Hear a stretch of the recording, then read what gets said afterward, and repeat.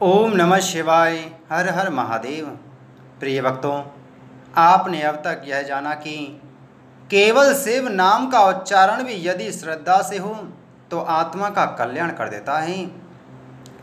अब इस कथा में हम श्रावण मास महात्म के 10वें अध्याय की कथा का श्रवण करेंगे, जिसमें हम श्रवण करेंगे पंचाक्षरी मंत्र ओम नमः शिवाय की महिमा और एक व्यापारी की अद्भुत कथा, जिसने इस मंत्र के प्रभाव से मृत्यु को भी पराजित कर दिया।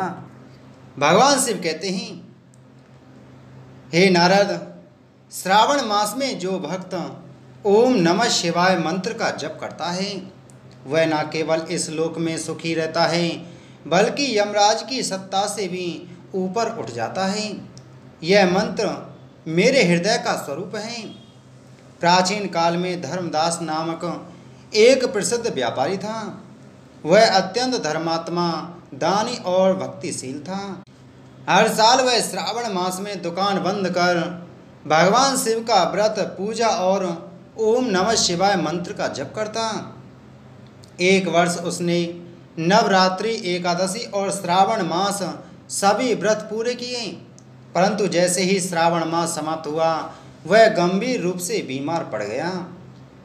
अचानक एक रात जब धर्मदास मंत्र जप कर रहा था, यमदूत उसके प्राण हरने आए। वे बोले, तेरी मृत्यु का समय आ गया है, चल हमारे साथ यमलोक के लिए। परंतु धर्मदास ने आंखें बंद की और केवल एक मंत्र जपता रहा। वह मंत्र ओम नमः शिवाय, ओम नमः शिवाय, ओम नमः शिवाय। जैसे ही यमदूत उसे ले जाने लगे, उसी क्षण आकाश से तेजस्वी रथ उतरा और शिव दूत प्रकट हुए। उन्होंने यमदूतों को रोका और कहा, यह भक्त श्रावण मास में पंचाक्षरी मंत्र का निरंतर जप करता रहा है, इस पर यमराज का कोई अधिकार नहीं। यमदूतों ने यह बात यमराज को बताई। यमराज स्वयं शिवजी के चरणों में गए और कहा, हे त्रिपुरारी, यदि आपका भक्त ओम नमः शिवाय का सच्चे हृदय से जप करें तो क्या मृत्यु भी उस पर अधिकार नहीं रखती? भगवान शिव ने मुस्कुराकर कहा, जो भक्त इस मंत्र से जुड़ जाता है वह मेरे स्वरूप में लीन हो जाता है। मृत्यु उसका कुछ नहीं बिगाड़ सकती, क्योंकि वह मेरी शरण में है। धर्मदास की बीमारी दूर हो गई। उसने पुनः शिव मंदिर बनवाया और नित्य 1000 मंत्रों का जप आरंभ कर दिया। भगवान शिव स्वप्न में आए और बोले, हे वत्स, तू अब मुक्त है। जब जीवन समाप्त होगा मैं स्वयं तुझे लेने आऊँगा और कैलाश ले जाऊँगा। भगवान शिव कहते हैं कि हे नारद, ओम नमः शिवाय पंचाक्षरी मंत्र साक्षात मेरा ही स्वरूप है। श्रावण मास में इसका जप मृत्यु को भी परास्त कर देता है। जो इसे नियम पूर्वक जपता है उसे शिव यानी मैं स्वयं उसकी रक्षा करता हूँ। शिव ने सनत कुमार से कहा, हे सनत कुमार, अब मैं आपसे शनिवार व्रत विधि कहूँगा। श्रावण महीने में शनिवार के रोज 3 देवताओं का, नरसिंह, शनि तथा हनुमान का अर्चन करें। दीवाल या खम्भे में शुभ नरसिंह को हल्दी सहित, चंदन सहित जगतपति नरसिंह की प्रतिमा लिखकर लक्ष्मी नीले पीले फूल से अर्चन कर खिचड़ी तथा हाथी चक साग के नैवेद्य का भोग लगावें। आप भी खिचड़ी आदि का प्रसाद भोजन कर ब्राह्मणों को भोजन कराकर भगवान नरसिंह को तिल के तेल से या घी से नहलाना प्रीति युक्त होता है। शनिवार को सब दानों में श्रेष्ठ तेल को कहा है। शनिवार को आप सपरिवार शरीर में तेल लगाकर नहाकर उड़द की बनी वस्तु भोजनार्थ बनावें। इससे भगवान नरसिंह प्रसन्न हो जाते हैं। इस तरह श्रावण महीने के 4 शनिवार को शनि व्रत करें। इस व्रत से उसके मकान में लक्ष्मी सुस्थिर हो निवास करती हैं। हे सौम्य, मैंने भगवान नरसिंह का यह उत्तम व्रत आपसे कहा।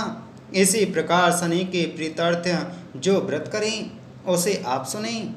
एक लंगड़े ब्राह्मण या उसके अवाम में अन्य कोई ब्राह्मण को तिल का तेल लगाकर गर्म पानी से स्नान कराकर श्रद्धा युक्त हो।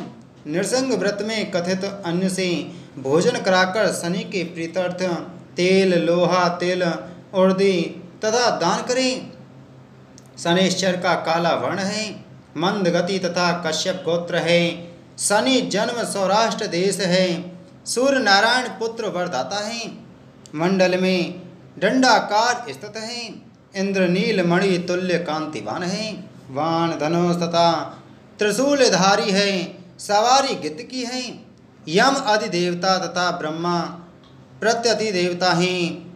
कस्तूरी, अगरू, चंदन तथा गुग्गल धूप और नैवेद्य में उड़द खिचड़ी प्रिय है। यह विधान मैंने कहा। शनि के अर्चन में रमणीय लोहे की प्रतिमा निर्माण कर शनि के लिए अर्चन तथा दान में कृष्ण ब्राह्मण उत्तम है। उसे काला कपड़ा, काले वर्ण के बछड़े सहित गोदान करें। ऐसी विधि द्वारा अर्चन कर प्रार्थना स्तुति करें। राजा नील का राज्य जब विलय हो गया तो राजा नील ने शनिदेव की आराधना की तथा शनिदेव ने प्रसन्न हो फिर उसे राज्य प्रदान किया। इसी प्रकार मेरे ऊपर शनिदेव प्रसन्न हो। नीलांजन के तुल्य कांतिमान अति मंद भ्रामी छाया नाम वाली स्त्री में सूर्य द्वारा उत्पन्न शनिश्चर को मैं नमस्कार करता हूँ। हे देवेश, मुझ अति दीन पर कृपा करो। इस तरह स्तुति द्वारा प्रार्थना कर बार बार प्रणाम करें।